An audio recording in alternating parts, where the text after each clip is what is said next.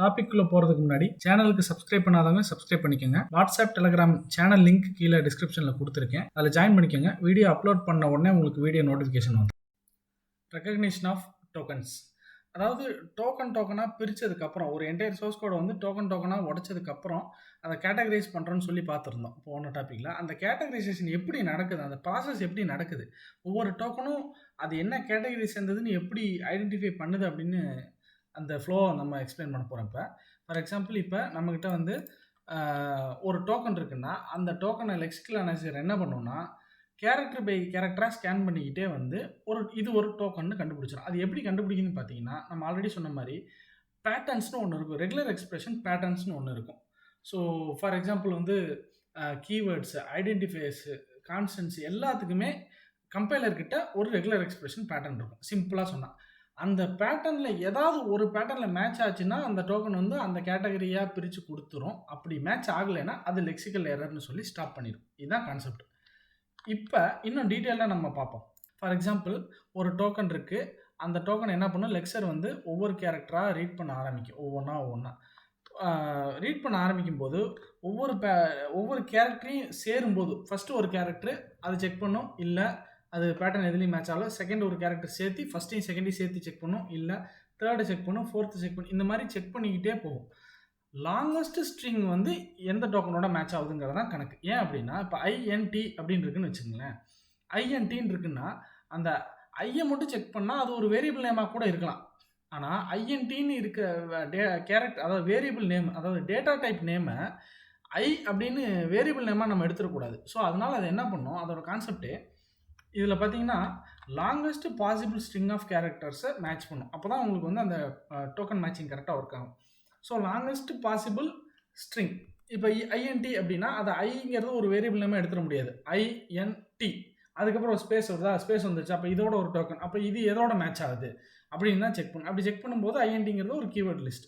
இப்போ அதான் நான் சொன்னது, அந்த லாங்கஸ்ட் மேட்ச் தான் மெயின் கான்செப்ட். இப்போ ஈக்குவல்ட்டுங்கிறத வந்து ஒரே ஒரு ஈக்குவல்ட்டுங்கிறத அசைன்மெண்ட் ஆப்ரேட்டர் அப்படின்னு சொல்லி விட்டுற முடியாது. டபுள் ஈக்குவல் டு இருக்கலாம். அப்போ ஈக்குவல்ட்டுன்னு பார்த்துருச்சுன்னா அடுத்த கேரக்டரும் ஈக்குவல் டு 1 செக் பண்ணும். அப்படி இருந்துச்சுன்னா ஓகே இது டபுள் ஈக்குவல் டுன்னு சொல்லி அந்த டபுள் ஈக்குவல் டுக்கு உண்டான ஆப்ரேஷன் நடக்கும். இதுதான் வந்து லாங்கஸ்ட் மேட்ச் அப்படிங்கிற கான்செப்ட். ஸோ ஒன்ஸ் அந்த லாங்கஸ்ட் மேட்ச் ஆயிடுச்சு ஏதோ ஒரு கேட்டகரிக்குள்ளே, either identifier or keyword, constant, separator, ஏதோ ஒன்று, அந்த ஒவ்வொரு கேட்டகரிக்கும் கம்பைலர்கிட்ட ரெகுலர் எக்ஸ்பிரஷன் இருக்கும், ரூல்ஸ் இருக்கும். அந்த எந்த ரெகுலர் எக்ஸ்பிரஷனோட ரூல்ஸோட அந்த எக்ஸிஸ்டிங் டோக்கன் வந்து மேட்ச் ஆகுதோ, மேட்ச் ஆயிடுச்சுன்னா அது ஒரு மேட்ச் ஃபவுண்டு. அந்த மேட்ச் ஃபைண்ட் ஆயிடுச்சுன்னா இதுதான் டோக்கன், அதாவது இந்த டோக்கன் வந்து ஒரு கீவேர்டு, அந்த கீவேர்டோட வேல்யூ ஐஎன்டி இன்ட் அப்படின்னு சொல்லி ரிட்டர்ன் பண்ணும். இல்லைன்னா இதுதான் வந்து ஐடென்டிஃபையர், அந்த ஐடென்டிஃபையரோட நேம் வந்து ஏ, அதாவது ஒரு வேரியபிள் நேம் வச்சுருக்காங்க அப்படின்னு சொல்லி டோக்கனையும் லெக்ஸிமையும் சேர்த்து ரிட்டர்ன் பண்ணும். அதை முடிச்சதுக்கப்புறம் அடுத்த கேரக்டர் போகும். அடுத்த கேரக்டர் ஒரு ஸ்பேஸாக இருந்துச்சுன்னா மறுபடியும் அடுத்த கேரக்டர் போகும். ஸோ இப்படி வந்து 1 by 1 போயிட்டே இருக்கும். இந்த எக்ஸாம்பிள் எடுத்துக்கோங்க, int space A equal to 5 + 10 semicolon. இப்போ இதை எப்படி ஸ்டெப் பை ஸ்டெப்பாக ரீட் பண்ணுன்னு பார்த்தீங்கன்னா,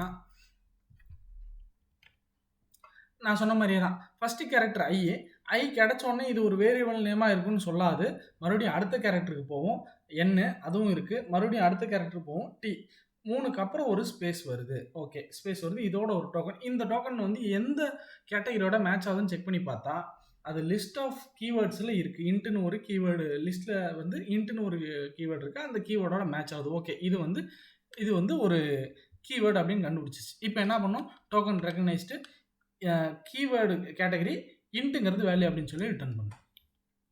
அடுத்த நெக்ஸ்ட் கேரக்டரு ஒரு ஸ்பேஸ் இருக்கும், அதுக்கப்புறம் ஒரு கேரக்டர் ஏ வருது, ஏக்கு அப்புறம் ஒரு ஸ்பேஸ் இருக்குது. ஓகே அப்போ இப்போ ஏங்கிறது மட்டும்தான் ஒரு டோக்கனு.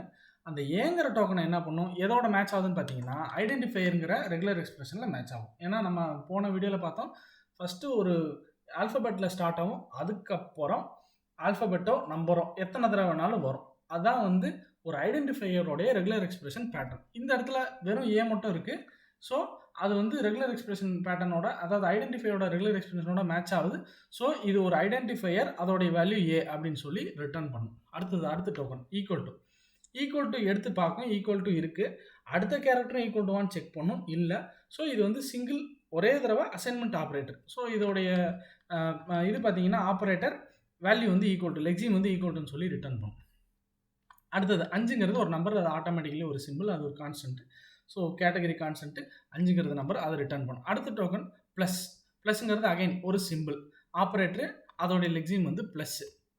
அடுத்தது வந்து 10 அப்படிங்கிறது வந்து அகைன் ஒரு கான்ஸ்டன்ட், கான்ஸ்டன்ட்ங்கிறது தான் கேட்டகரி, 10ங்கிறது லெக்ஸிம் ரிட்டர்ன் பண்ணிடும். ஃபைனலாக செப்பரேட்டர். இப்படி தான் வந்து டோக்கன் வந்து ஒவ்வொரு கேரக்டர் பை கேரக்டராக ரீட் பண்ணி ஒவ்வொரு டோக்கனையும் ரெகக்னைஸ் பண்ணும். இதை ரெகனைஸ் பண்ணும்போது எப்படி எரர் கண்டுபிடிக்கும் அப்படின்னு பார்த்தீங்கன்னா, இப்போ வந்து ஐஎன்டின்னு ஒன்று இருக்குது. ஐஎன்டிங்கிறது வந்து இதுகிட்ட இருக்கிற, அதாவது கம்பைலர்கிட்ட இருக்க எக்ஸிஸ்டிங் ரெகுலர் எக்ஸ்பிரஷனோட எது மேட்ச் ஆகுதுன்னா கீவேர்ட் லிஸ்ட்டில் மேட்ச் ஆகுது, அது இன்ட்டுன்னு கண்டுபிடிச்சிச்சு. அடுத்து டாலர்னு வருதா, டாலர்னு வந்தால் வேறு எதுலேயுமே மேட்ச் ஆகாது. ஐடென்டிஃபையரில் மேட்ச் ஆகுமா அப்படின்னு பார்த்தீங்கன்னா, ஐடென்டிஃபையரில் ஸ்டார்ட்ஸ் வித் ஆல்ஃபபெட்டுன்னு சொல்லிட்டோம் அந்த ரெகுலர் எக்ஸ்பிரஷனே. இது ஆல்ஃபபெட்டும் கிடையாது. ஸோ வேறு எந்த கீவேர்டோடைய எந்த டோக்கனுடைய ரிசம்பிளன்ஸும் இல்லை. அப்போ என்ன ஆகும், ஆப்வியஸாக இது ஒரு லெக்சிக்கல் எரர்னு சொல்லி ரிட்டர்ன் பண்ணி ஃபைனலாக அந்த கம்பைலேஷனை எனக்கு தெரிஞ்சு எரர்னால ஸ்டாப் ஆயிடும். ஸோ இப்போ நம்ம சொன்னதான் இதில் சொல்லியிருக்காங்க. ஆல்ரெடி டாலருங்கிறது வந்து ஒரு வேலிட் டோக்கன் கிடையாது. ஸோ அது என்ன ஆயிரும், லெக்சிக்கல் எரர் அப்படின்னு சொல்லி ஸ்டாப் ஆயிரும். இந்த டாப்பிக்கோடைய நோட்ஸை எங்கள் வெப்சைட்லேயும் ஆட் பண்ணியிருக்கோம். வெப்சைட் நேம் cscitexampreparation.in, அதில் போய் பாருங்கள். அதே மாதிரி programming, web app development, mobile app development இதெல்லாம் லேர்ன் பண்ணணும்னா எங்களுக்கு யூடியூப்ல இன்னொரு சேனல் இருக்குது. அந்த channel name the developer tools. அதில் 250க்கும் மேற்பட்ட ப்ரோக்ராமிங், மொபைல் ஆப் டெவலப்மெண்ட் சம்மந்தப்பட்ட வீடியோஸ் இருக்குது. நீங்கள் போய் பாருங்கள், கண்டிப்பாக உங்களுக்கு யூஸ்ஃபுல்லாக இருக்கும். சேனல் லிங்க்கு கீழே டிஸ்கிரிப்ஷனில் கொடுத்துருக்கேன்.